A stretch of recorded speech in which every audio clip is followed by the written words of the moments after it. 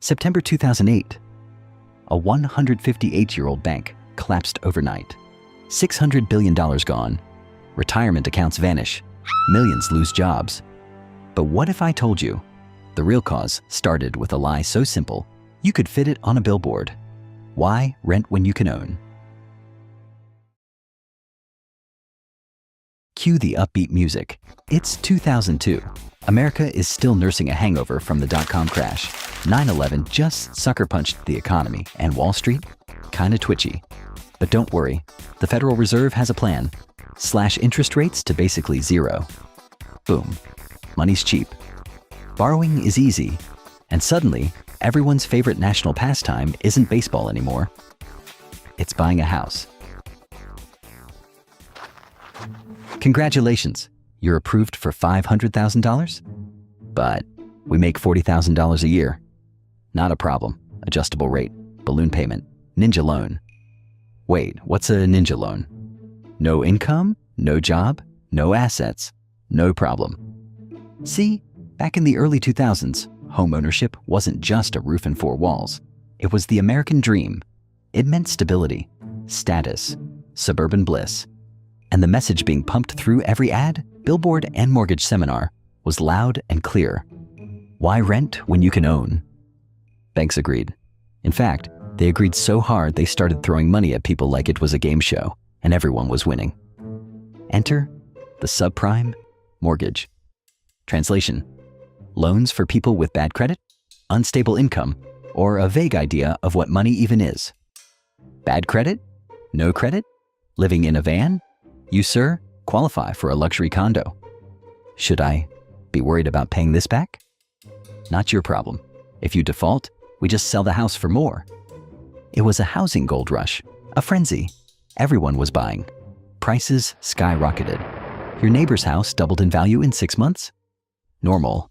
Even McDonald's part-timers and baristas with $5 in savings are approved for mortgages. Just a normal day in the 2000s. And the rules? Oh, those got launched straight out the window. Traditional lending standards? Too slow. Risk assessments? Too boring. Down payments? Optional. If you had a pulse, you had a mortgage. People bought houses like ramen noodles. Lenders printed loans like monopoly money. Mortgage brokers made commissions faster than they could say, bubble. Behind all the buzz was a blind faith that housing prices would always go up, because they always had. Until now.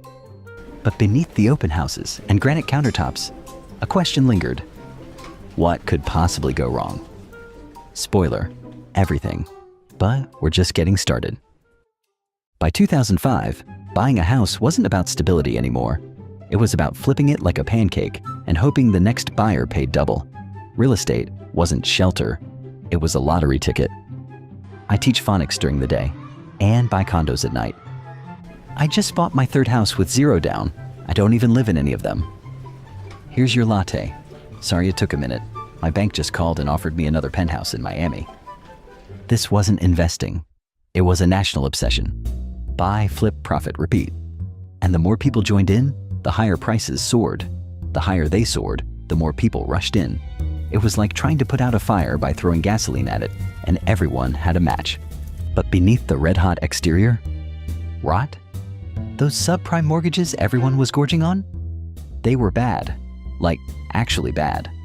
High risk, low doc, barely verified debt. But Wall Street had a magic trick. They bundled all that junk together, slapped a label on it, and sold it to investors as safe. Introducing mortgage-backed securities. Now with 80% more lies.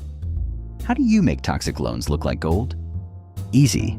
You get the ratings agencies to call them AAA. This one's got bankrupt baristas and unemployed gym bros. Seems all right.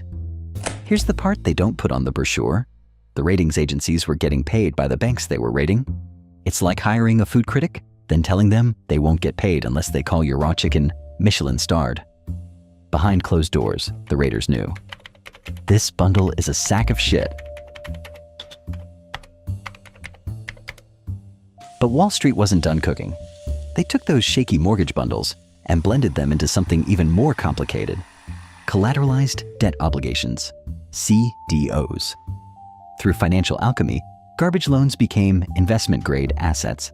Actually, not everyone was fooled. A handful of investors, oddballs, skeptics, troublemakers, read the fine print. They saw the rot inside the boom. And instead of buying in, they asked a bold question. What if we bet against it? The problem? There was no product that let you do that. So they marched into Wall Street's marble fortresses and said, "These loans are garbage. We want to short them. Can you build something that pays us if they go bust?" You want to bet against the housing market? That's adorable. Fine. You want insurance? We'll write it. You pay us monthly, and when nothing happens, we pocket the premium. Everyone wins, especially us. I mean, it's not like the whole system's gonna collapse, right? Wall Street smelled easy money. They didn't believe the investors. But they loved the idea of collecting steady fees on something they thought could never fail. So they got to work and cooked up the thing that would eventually blow up the world economy. Credit default swaps, insurance contracts that paid out if those mortgage-backed investments went bad. The weird thing is, you didn't have to own the investment to buy the insurance. It was like buying life insurance on your neighbor's grandma and rooting for her to slip from the stairs tomorrow. The whole system was a Jenga tower made of lies and leverage. Every block, a bad mortgage. Every layer, a bigger, riskier bet. And at the very top, cheers to another record bonus. Who needs ethics when easy money is flowing? Whistleblowers were ignored. Regulators were dozing off. And the people in charge? Too rich to care. Too greedy to stop. The party raged on, while the floor quietly cracked beneath them. At first, it was a whisper. A missed mortgage here, a foreclosure there, a condo in Vegas sitting empty. But then came the wave. And suddenly, the unthinkable became the headline. Home prices are falling. Housing always goes up. It's basic economics. That's not supposed to happen. For years, the housing market had been a Jenga tower, made of lies, leverage, and wild optimism. But in 2007, someone pulled the wrong block. The subprime loans, those risky, rotten deals wrapped in financial tinsel, started to implode. And the mortgage-backed securities built on them? Yeah, they were ticking time bombs. And they exploded. Banks that had stuffed their portfolios with safe assets suddenly realized they were holding radioactive garbage. The AAA-rated bundles? Actually, financial plutonium. We can't sell this junk. Then mark it to zero. But that means, yeah, we're screwed. Panic spread like wildfire. Hedge funds, bleeding, investment banks, slashing billions in losses. And then, boom, Lehman Brothers, a 158-year-old institution, gone. No bailout, no hero. Just a $600 billion crater in the middle of Wall Street. The message was clear. If Lehman can die, anyone can. Overnight, banks stopped lending to each other. Credit markets froze solid. It was like someone yanked the power cord on the global economy. I need a loan to make payroll. Sorry, no liquidity? What does that even mean?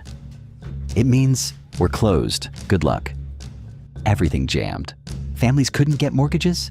Businesses couldn't make payroll. Investors couldn't cash out. Retirees watched their pensions evaporate in real time. 401ks, toast, life savings, gone, job market, vaporized. By late 2008, it was full collapse mode. Millions unemployed. Foreclosures through the roof. Eviction notices stacked like junk mail. Soup kitchens, a place where food is offered to hungry and homeless people, couldn't keep up.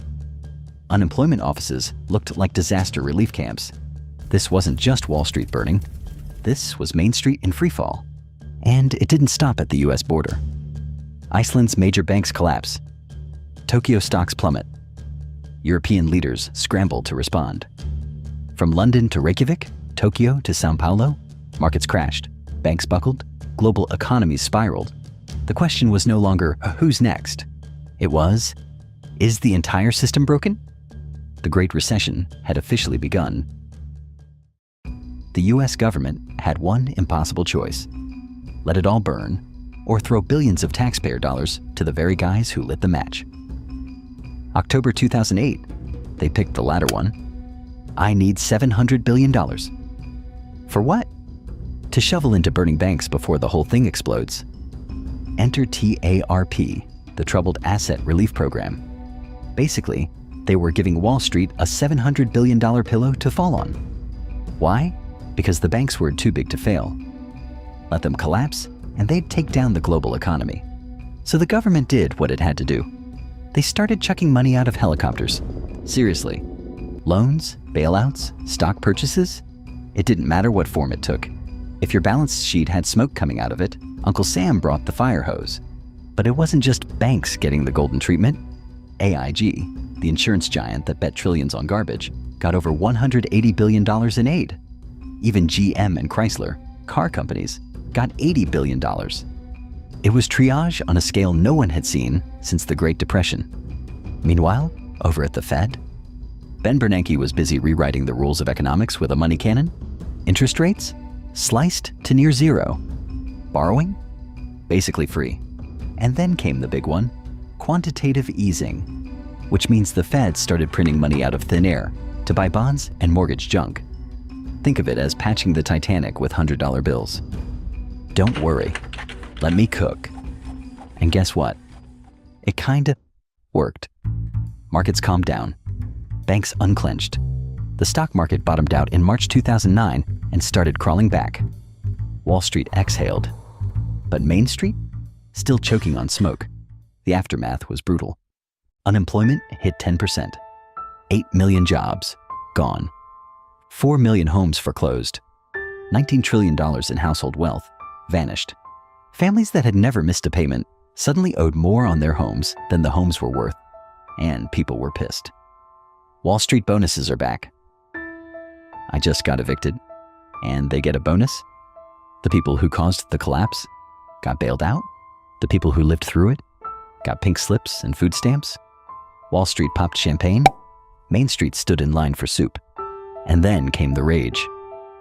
2011, Zuccotti Park, New York City.